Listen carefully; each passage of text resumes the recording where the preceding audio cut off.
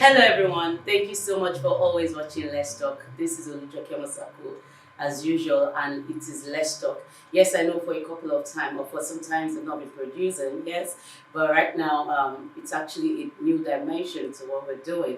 And I'm here with my pastor, Pastor Ademola Thomas. The topic is why is the church always the first to cast a stone? You know, there's been several things going on. The first people when it comes to church, when a man of God says anything, the first set of people that throw the stone are really Christians. Well, Christian has different meanings to it.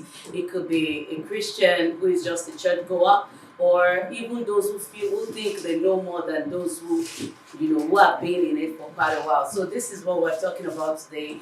Why is it that is the church that first cast the stone? So here you can see this is my pastor once again, Pastor Ademola Thomas. Thank you so much for coming on the show. I really appreciate your time. All right, thank you so much, Stadoke, and the viewers. It's a privilege and honor to be here on this topic this afternoon that we're going to be talking about.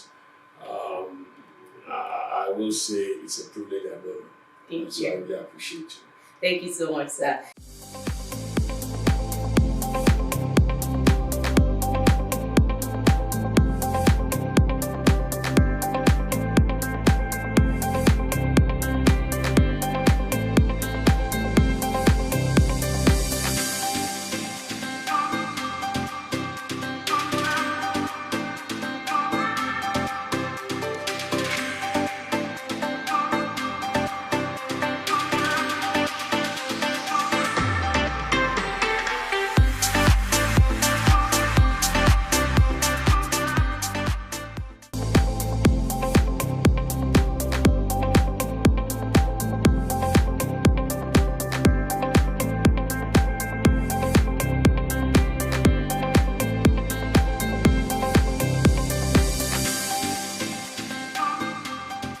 Now, can we just quickly have a brief, as a pastor, I'm sure the journey, of course, you've been in this journey for quite a while. There has been ups and downs, challenges. Could you please give us a brief, snippet to what you've been through while you started the journey of being a pastor? And I know that it was never part of your plan in life.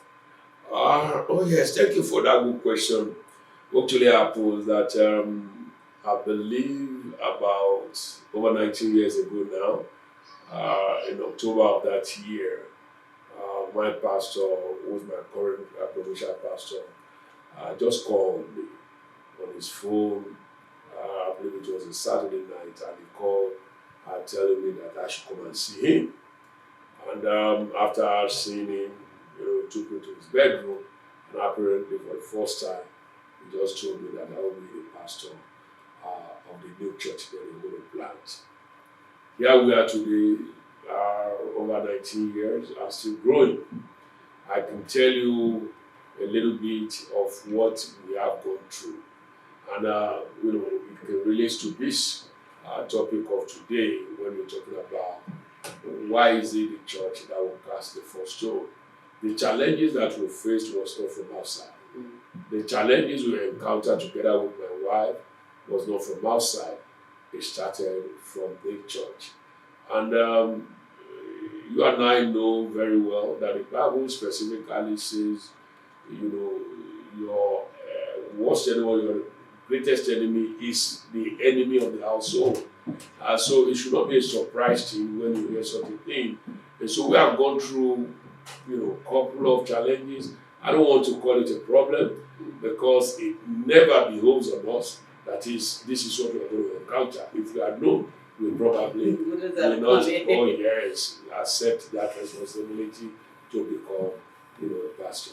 Now, these days, everybody actually is a journalist because of the social media, and it angers me because some things that when you don't need them to hold a phone to take to video whatever the incident is, you see everybody doing that. Somebody is about to jump from the cliff, somebody is covering it, an accident just happened, people are crying and wailing, somebody is doing all of that, not minding the pain and all of it. Now, we know that big men of God have spoken, and you hear young people say, "Oh, disrespect such a person."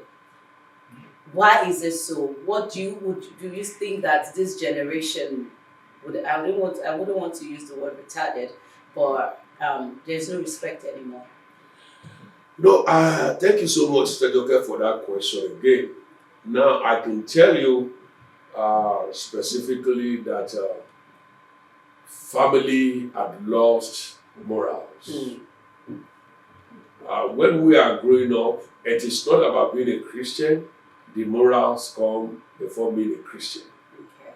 Morality have been lost in the family, that even parents do not, correct their words. When I'm talking about their words, their children or their child, or what they have done wrong. And so, before we say a Christian, we're talking about morality first. And I want to thank you again for that question that you raised along the line, or maybe your statement, that is everybody has become a journalist. I would call them armchair judges.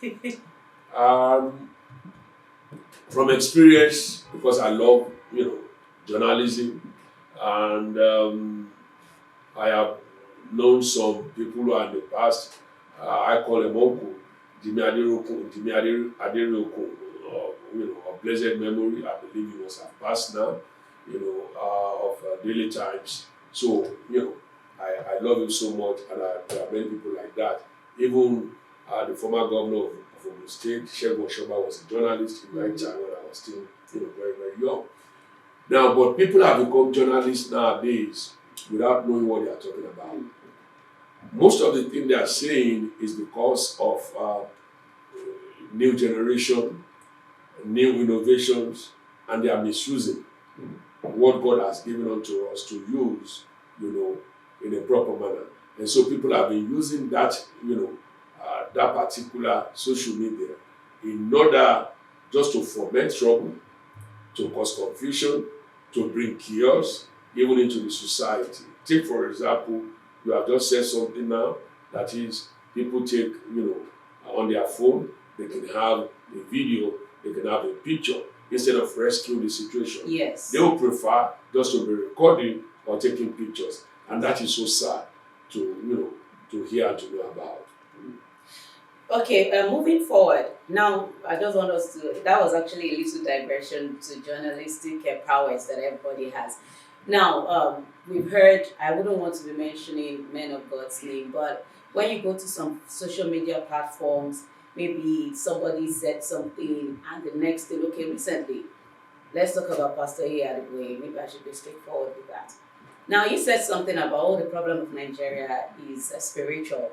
And we have a lot of people, some took it in the right sense, and some said, okay, let's start cursing our leaders. And some said, this man is insensitive at this time. Why would they say that? Why would they say this? And we also have other men of God that also do things like that, just to, I don't know, what are we trying to insinuate if we continue like this? Because these are the church, people from the church, castigating the church. Exactly.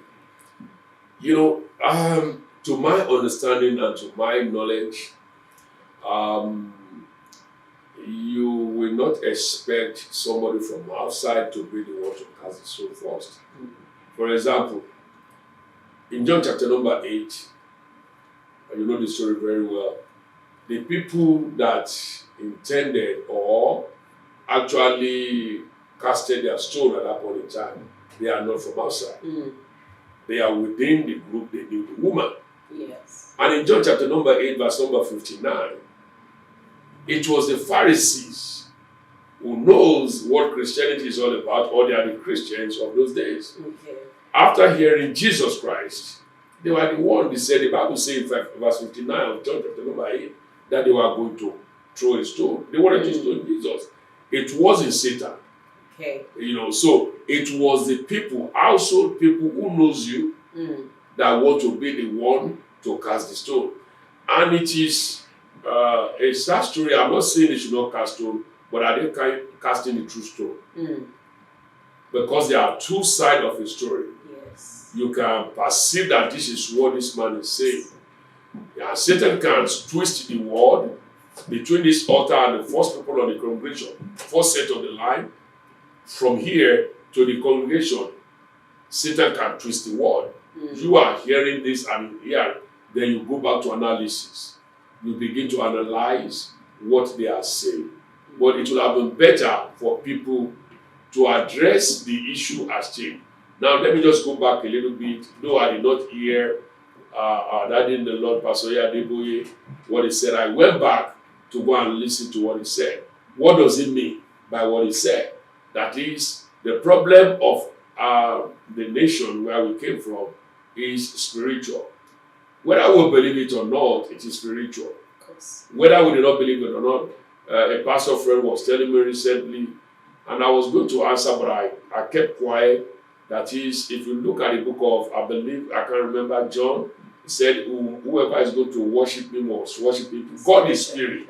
Yes. So when God is spirit, the worshippers must worship him in spirit.